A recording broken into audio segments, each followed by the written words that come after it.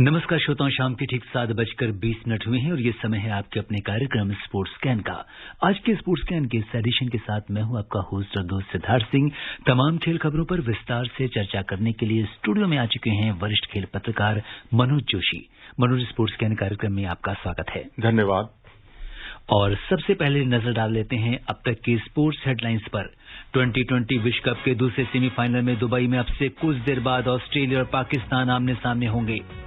Istanbul में अगले महीने होने वाली विश्व महिला मुक्केबाजी चैंपियनशिप को विश्व मुक्केबाजी महासंघ ने मार्च 2022 तक के लिए स्थगित किया।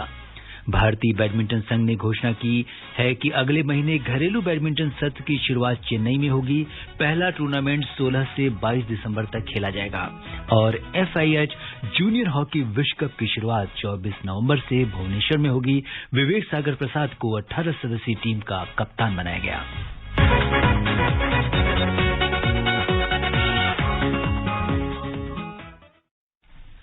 और सबसे पहले बात करते हैं T20 विश्व कप की, जिसके दूसरे सेमीफाइनल में दुबई में अब से कुछ देर बाद ऑस्ट्रेलिया का सामना पाकिस्तान से होगा। ऑस्ट्रेलिया ने टॉस जीतकर पहले गेंदबाजी करने का फैसला किया है। दोनों ही टीमों में कोई बदलाव नहीं किया गया है और श्रोताओं आपको बता दें कि इस मैच का आंखों देखा हाल आकाशवाणी के FM रेनबो और अतिरिक्त मीटरों पर प्रसारित किया जा रहा है। और अगर हम देखें तो ये मैच काफी क्रूशियल मनोज माना जा रहा है और दो स्ट्रॉन्ग कंटेंडर जो हैं इसमें पार्टिसिपेट कर रहे हैं आज के इस मैच में। तो किस तरीके से देखते हैं आप? देखिए, कंडीशंस को जो अच्छा फायदा उठाएगा कंडीशंस का, जीत उसी की होगी। और कंडीशंस जो हैं इस वक्त पाकिस्तान के बहुत ही अनुकूल हैं, क्योंकि UAE में मुकाबला है, दुबई में मुकाबला जैसा आपने बताया।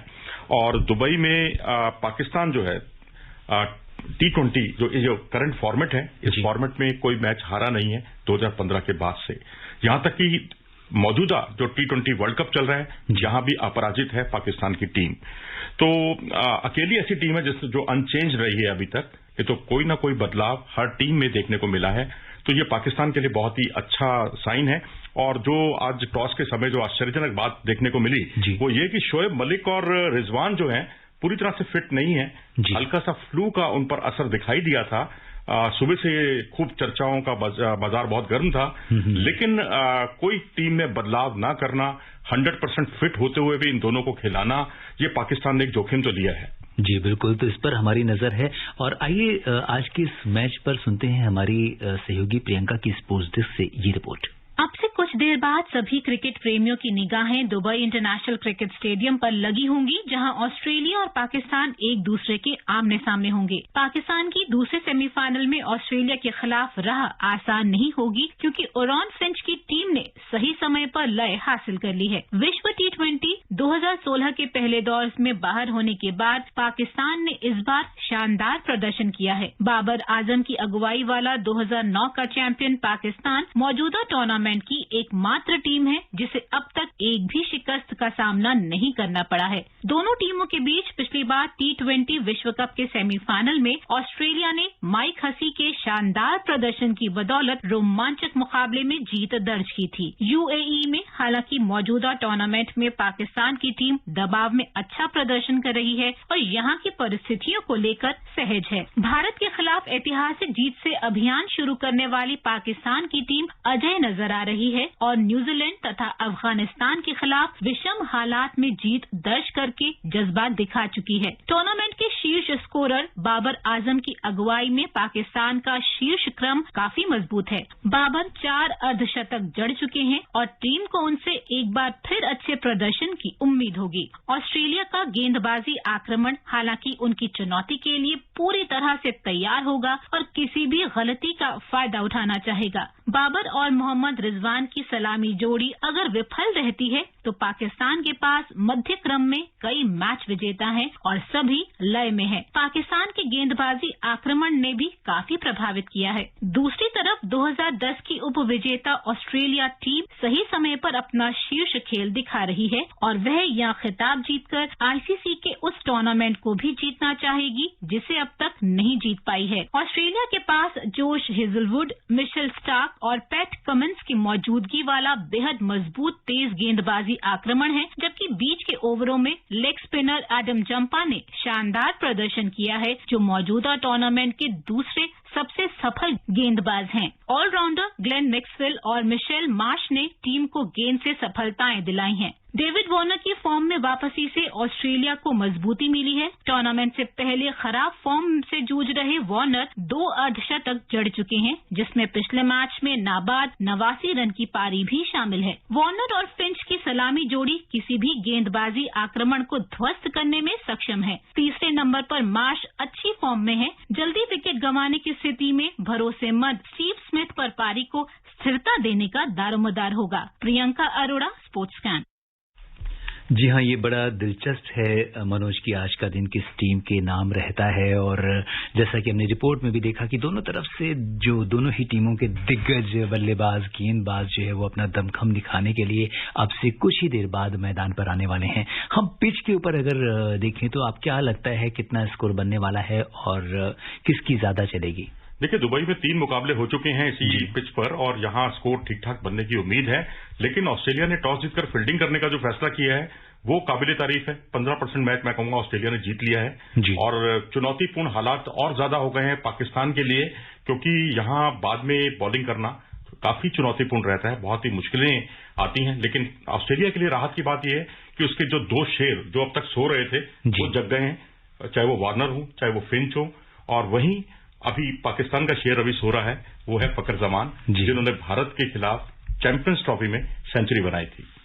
जी बिल्कुल, तो इस लिहाज से भी जो ये मैच है ये बहुत ही ज्यादा इंटरेस्टिंग होने वाला है और देखना दिलचस्प होगा कि फाइनल में अब कौन पहुंचता है। और दुबई में ही चूंकि फाइनल मैच भी होना है और न्यूजीलैंड जो है वो एकदम उसकी नजर भी होगी कि किसके साथ वो खेलना चाहेगी। जी हाँ बिल्कुल, और सबसे बड़ी बात तो मैं ये कहूंगा कि जो पावर प्ले है ना, पावर प्ले की जो बल्लेबाजी है वो ऑस्ट्रेलिया की को एज है। ऑस्ट्रेलिया उसमें भारी पड़ता है।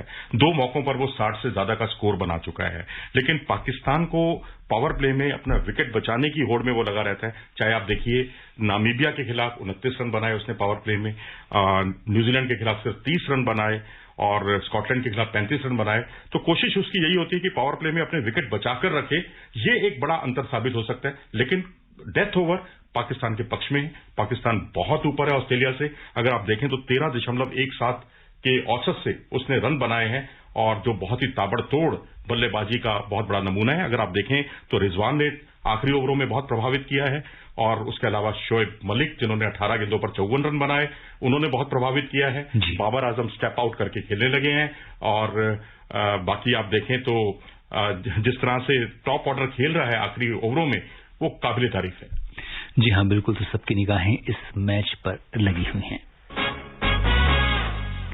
T20 विश्व कप क्रिकेट का फाइनल मुकाबला रविवार शाम दुबई में खेला जाएगा। न्यूजीलैंड की टीम पहली बार T20 विश्व कप के फाइनल में पहुंची है। आइए एक नजर डालते हैं न्यूजीलैंड की टीम के सफर पर स्पोर्ट्स डेस्क से नीलम मलकानिया की इस रिपोर्ट के साथ। 3 साल में 3 फाइनल खेलना किसी भी देश के लिए एक बड़ी उपलब्धि मानी जा सकती है और न्यूजीलैंड जैसे छोटे देश के लिए इतने सालों में विभिन्न प्रारूपों में अपने तीसरे फाइनल में पहुंचना एक विशेष एहसास दिलाता है। न्यूजीलैंड ने कल अबू धाबी के शेख जायद क्रिकेट स्टेडियम में खेले गए आईसीसी T20 विश्व कप के फाइनल में इंग्लैंड को 5 विकेट से हराकर फाइनल में प्रवेश किया। हालांकि ये उनका पहला T20 विश्व कप फाइनल है जो 50 ओवरों के खेल और टेस्ट क्रिकेट में उनको हाल में मिली सफलता में जोड़ा गया है। ये न्यूजीलैंड के खिलाड़ियों की इस स्वर्णिम पीढ़ी के लिए एक बड़ी उपलब्धि है। नीलम मलकानिया, स्पोर्ट्स स्कैन।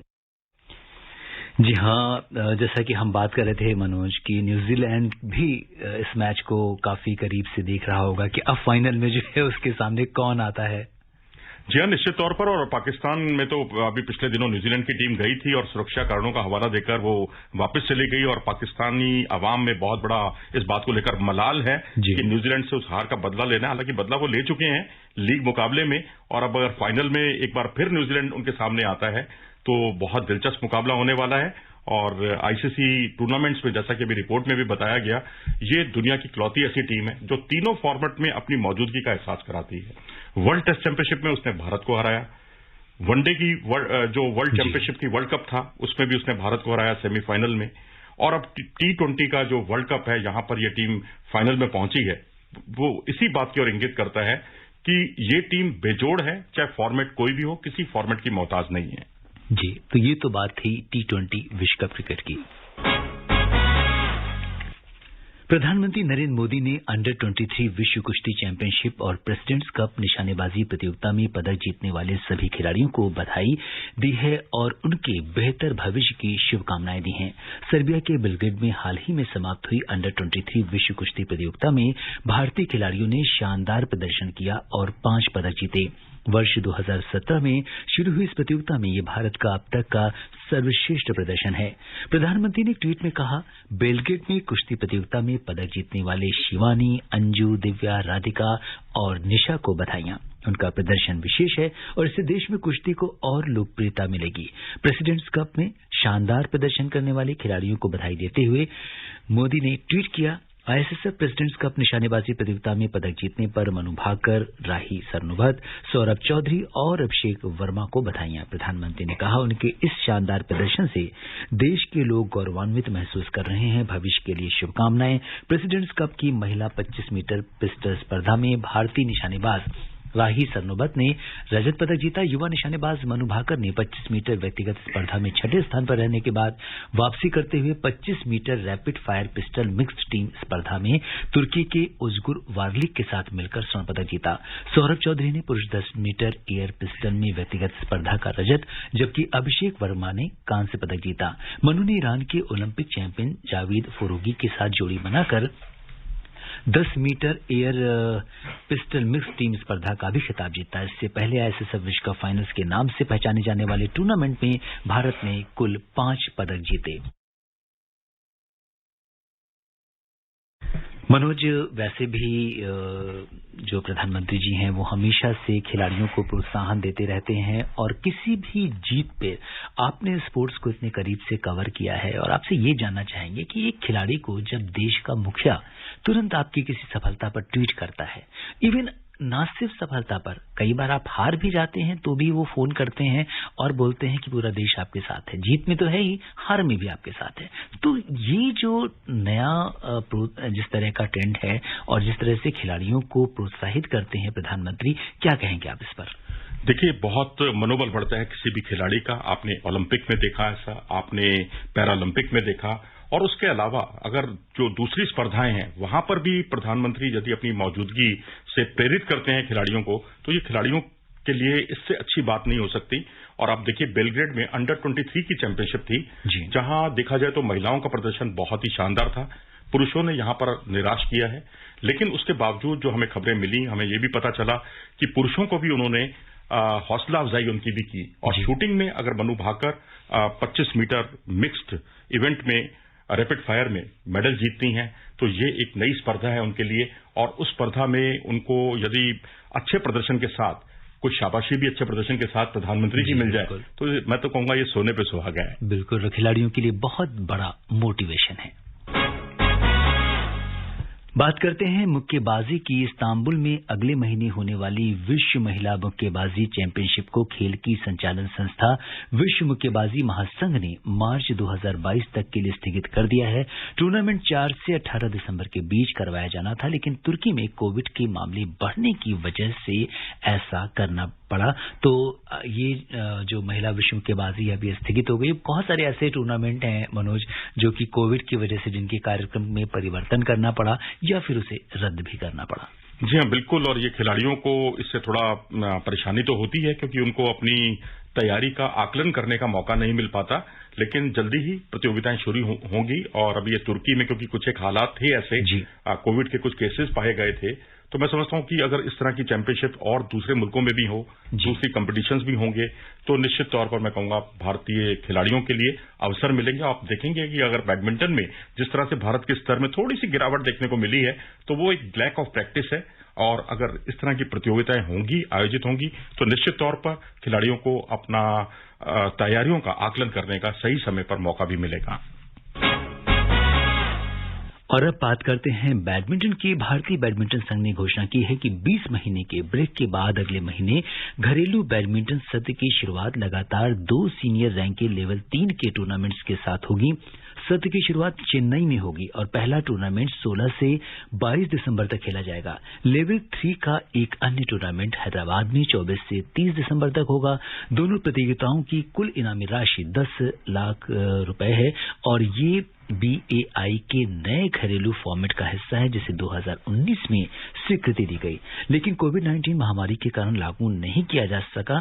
चेन्नई प्रतियोगिता के लिए प्रविष्टियां भेजने की अंतिम तारीख 24 नवंबर, जबकि हैदराबाद में होने वाले टूर्नामेंट के लिए जो प्रविष्टि आप भेज सकते हैं 1 दिसंबर है। BAI के सचिव अजय सिंघानिया ने कहा कि घरेलू सत्र की शुरुआत कोविड से संबंधित सभी नियमों का पालन करते हुए होगी। तो अब ये 20 महीने का जो ब्रेक था वो खत्म हुआ और अब ये 2 घरेलू बैडमिंटन सत्र की जो शुरुआत हो रही है, इस पर क्या कहेंगे? देखिए, अभी डेनमार्क ओपन हुआ, एक अन्य प्रतियोगिता हुई, 2 प्रतियोगिताएं अंतर्राष्ट्रीय स्तर की हुई जिसमें भारतीय खिलाड़ियों ने अपनी तरफ से कोई कसर नहीं छोड़ी, लेकिन लैक ऑफ प्रैक्टिस की कमी निश्चित तौर पर दिखाई दी। अब घरेलू सत्र जो है हमारा बहुत ही प्रोफेशनल तरीके से शुरू किया जा रहा है। हालांकि बहुत पहले शुरू हो जाना चाहिए था, लेकिन कोविड महामारी की वजह से इसमें विलंब हुआ और अब चेन्नई और हैदराबाद में आपको विश्व स्तर के खिलाड़ियों का जमघट देखने को मिलेगा, जो भारतीय खिलाड़ियों के लिए बहुत ही एक अच्छा संकेत है। और अब बात करते हैं हॉकी की। FIH जूनियर हॉकी विश्व कप का आगाज 24 नवंबर से भुवनेश्वर में होने वाला है। इसके लिए हॉकी इंडिया ने 18 सदस्यीय भारतीय जूनियर हॉकी टीम की घोषणा कर दी है, जिसमें ओलंपिक के कांस्य पदक विजेता विवेक सागर प्रसाद को 18 सदस्यीय टीम का कप्तान बनाया गया है। इस खिताब को भारतीय टीम ने 2016 में लखनऊ में अपने नाम किया था। इस टूर्नामेंट में कुल 16 टीमें हिस्सा ले रही हैं और ये आयोजन 5 दिसंबर तक चलेगा। जहां एक ओर विवेक सागर प्रसाद कप्तान हैं, वहीं डिफेंडर के रूप में संजय का चयन किया गया है, जो युवा ओलंपिक खेल 2018 में सिल्वर मेडल जीतने वाली भारतीय अंडर 18 टीम का हिस्सा थे। हॉकी इंडिया के अनुसार दीनचंद सिंह मोइरंग थेम और बॉबी सिंह धामी को वैकल्पिक खिलाड़ियों के रूप में चुना गया है, जिन्हें किसी खिलाड़ी को चोट लगने पर या कोविड-19 के कारण टूर्नामेंट से बाहर होने पर ही खेलने की अनुमति दी जाएगी। तो अगर हम FIH जूनियर हॉकी विश्व कप की बात करें तो अब बहुत जल्दी कुछ ही दिन रह गए हैं इस टूर्नामेंट को होने में और भारत इसका चैंपियन भी रह चुका है। जी हाँ, बिल्कुल। और जूनियर लेवल पर जब खिलाड़ी अच्छा प्रदर्शन करते हैं तो एक जो है ना एक नई टीम तैयार होती है सीनियर लेवल पर, और सीनियर लेवल पर कुछ खिलाड़ियों को बदला जाता है और ये एक अच्छा साइन है कि अगर आप पूरी टीम बदल देंगे तो बहुत परेशानियां होंगी, लेकिन एक एक दो खिलाड़ी जो उभर कर सामने आते हैं उनको आप साथ के साथ बदलें, उनको मौका दें, तो वो सीनियर में भी अपनी मौजूदगी का एहसास कराएंगे। और जैसा आपने बताया, विवेक सागर प्रसाद जो टीम के कप्तान बनाए गए हैं, सीनियर का उनका तजुर्बा है और वो क्योंकि कम उम्र में कम है तो इसलिए वो तजुर्बा भारतीय जूनियर टीम के बहुत ही काम आने वाला है। संजय हैं, यूथ ओलंपिक में खेल चुके हैं। अलग अलग राज्यों के खिलाड़ी जब एक साथ मिलते हैं तो जब दोस्ताना संबंध बनते हैं और एक आगे की मंजिल जो होती है, लक्ष्य एक होता है मंजिल को पाना, और सीनियर लेवल पर मैं समझता हूं कि ये बहुत ही एक अच्छी शुरुआत कही जा सकती है और यहां से आगे बढ़कर सीनियर टीम में आकर निश्चित तौर पर भारतीय हॉकी को ये समृद्ध करेंगे, ऐसा मेरा विश्वास है। बिल्कुल। और मनोज, अगर हम देखें तो भारतीय हॉकी जो है ओलंपिक के बाद से जिस तरह से हमारे खिलाड़ियों ने प्रदर्शन किया, वहां पर एक नया मोमेंटम जो है खिलाड़ियों के अंदर आ गया और हॉकी को लेकर भी लोगों के अंदर उत्साह दोगुना हो गया है। जी हाँ, बिल्कुल। और अगर आप अच्छा परफॉर्मेंस करेंगे, अगर आप देखें क्रिकेट में 83 वर्ल्ड कप हमने जीता, उससे पहले हम पहले दोनों टूर्नामेंट्स में एक ही मैच जीत पाए थे, लेकिन उसके बाद हम 83 का वर्ल्ड कप जीता, एक क्रांति सी आ गई और हर जगह क्रिकेट की चर्चा होने लगी। लेकिन 75 का वर्ल्ड कप हॉकी जीतना और 1980 के मॉस्को ओलंपिक में स्वर्ण पदक जीतना बहुत पुराने जमाने की बातें हो गई थी और उस पर जो विराम लगाया इस बार टोक्यो ओलंपिक में भारतीय पुरुष टीम ने, और भारतीय महिला टीम बेशक पदक नहीं जीत पाई, लेकिन उन्होंने जो जज्बा दिखाया है वो वास्तव में काबिले तारीफ है, जिसकी जितनी प्रशंसा की जाए उतना कम है। और इससे देश में एक माहौल बनाने में निश्चित तौर पर ये मील का पत्थर साबित होंगी। और श्रोताओं, समय अनुमति नहीं दे रहा है कि हम कुछ और खेल खबरों पर चर्चा करें। मनोज स्टूडियो आने और तमाम खेल खबरों पर चर्चा करने के लिए आपका बहुत बहुत धन्यवाद। धन्यवाद। श्रोताओं, स्पोर्ट्स कैन में आज के लिए बस इतना ही। अगर आप इस कार्यक्रम को दोबारा सुनना चाहते हैं तो लॉग ऑन कर सकते हैं हमारी वेबसाइट newsonair.gov.in पर। इसी के साथ दीजिए इजाजत सिद्धार्थ को। नमस्कार।